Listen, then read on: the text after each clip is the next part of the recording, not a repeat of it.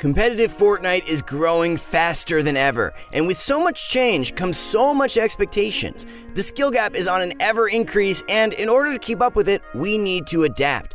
Fortunately, players all around the world are learning new metas and finding more creative ways to get an edge over everyone else. This is happening faster now as the new Chapter 2 update has caused a surge in the player base, meaning that even more people than before are grinding Fortnite to get better.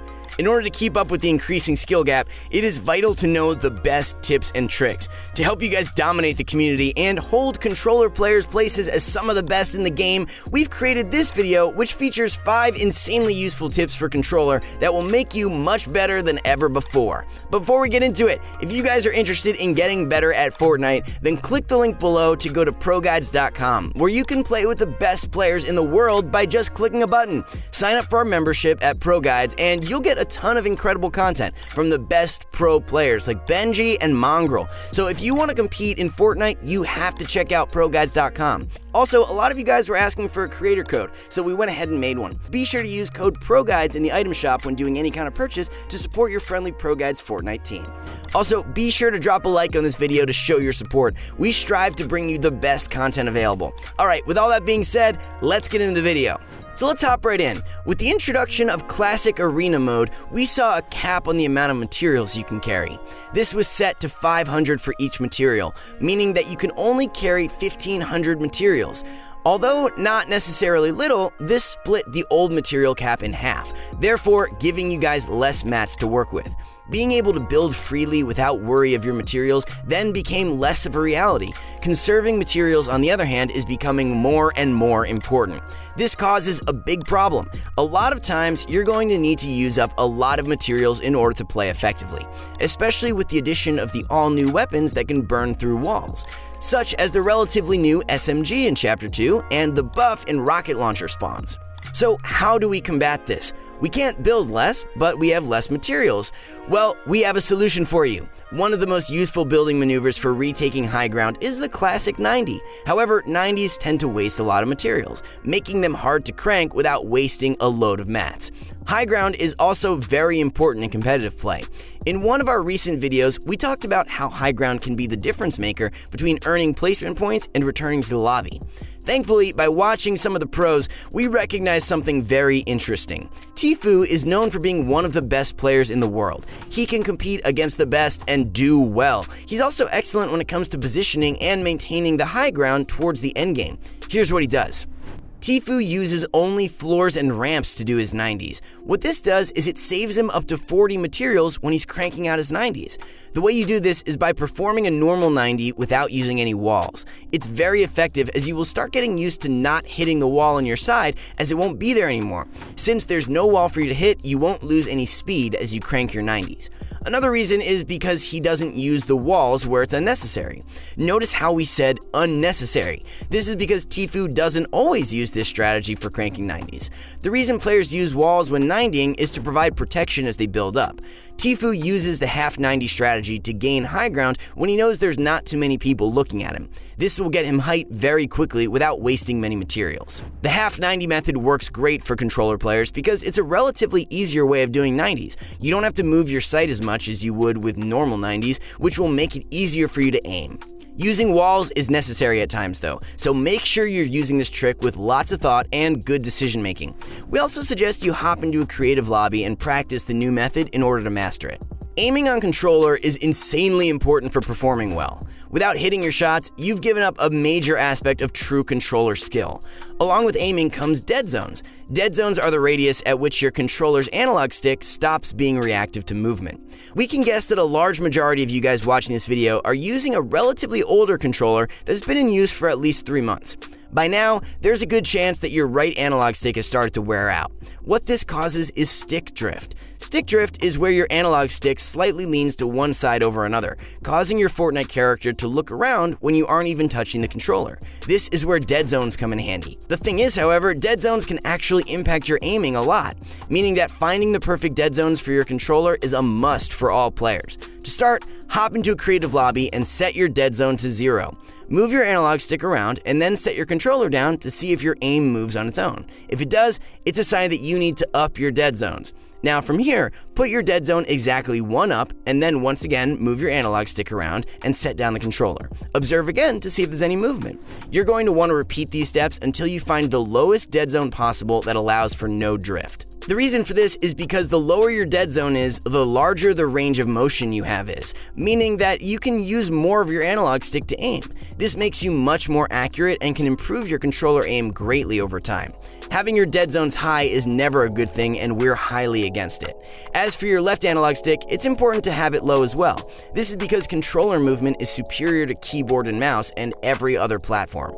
Controllers provide 360-degree movements, while keyboard and mouse players only have 8 directional.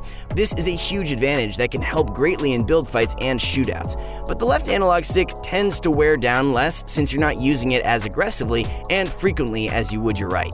Also, if you happen to be on a new controller, set both dead zones to 0 and change your dead zones whenever you notice that your controller is developing a drift. In summary, be sure to fine-tune your dead zones and make sure that they're optimal for your specific controller. Oftentimes, it can be a bit harder to take walls when you're on controller.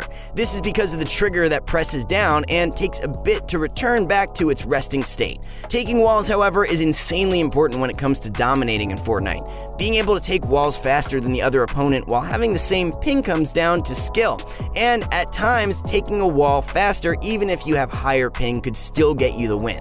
And at times, taking a walk faster even if you have higher ping could still get you the win. So here's an advanced trick to make it easier. Most players pickaxe an opponent's wall and try to time their wall placement perfectly. This can be really hard when it comes to timing because the pickaxe swing isn't instant. If you think about it, it takes about half a second for your pickaxe to actually hit the target after you click the swing button. This is natural and is a game mechanic, but can make taking walls harder. Our workaround solves this problem and gives you an awesome and insane way to take walls.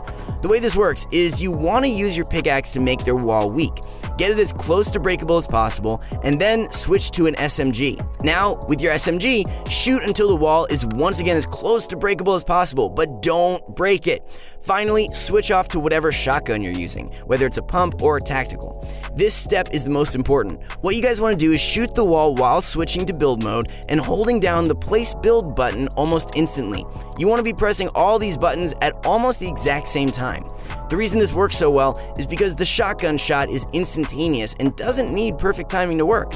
All you have to do is master the muscle memory of pressing all of these buttons at once. It's even better for controller players who have a slight pause in between each trigger pump, especially if it's players who do not have trigger stops. Make sure you practice this move in creative, as it will help you greatly with taking enemy walls. Editing is another major aspect of Fortnite that requires great speed and accuracy. However, it is oftentimes overlooked and not done correctly.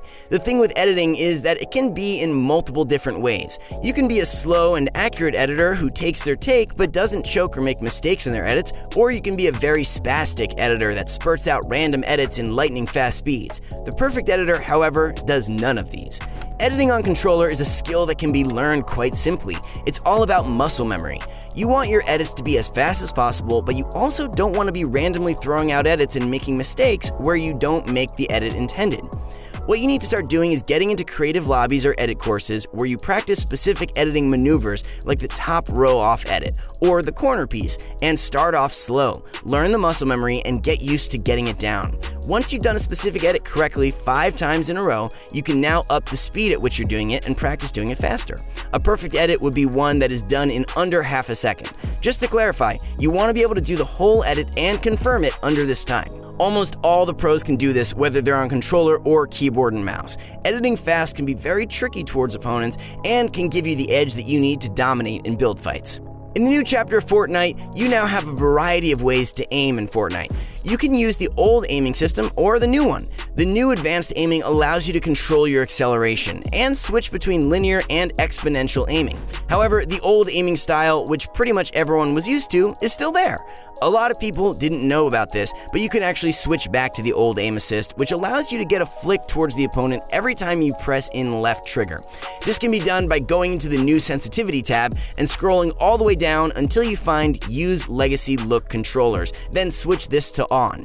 This will gray out the entire new sensitivity tab and will open up the old one for use. What's great about the old sensitivity is how the left trigger aim assist works, and the fact that the majority of controller players are most comfortable using it. However, we are a good few days into the new chapter, and a good number of people are using the new advanced aim. Therefore, staying on it may be the better idea for some of you.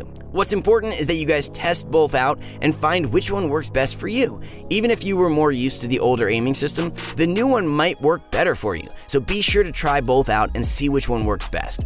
Alright guys, that's it for today's video. We really hope you enjoyed it. Comment down below what you thought and what you'd like to see next. We strive to bring you guys daily quality content, so do us a favor by liking this video, subscribing to the channel, and show ProGuides.com some love for bringing you this video. Thanks for watching, everyone. Once again, it's your host, Dan. You can find me at @DanielLammerman, and we'll see you in the next one.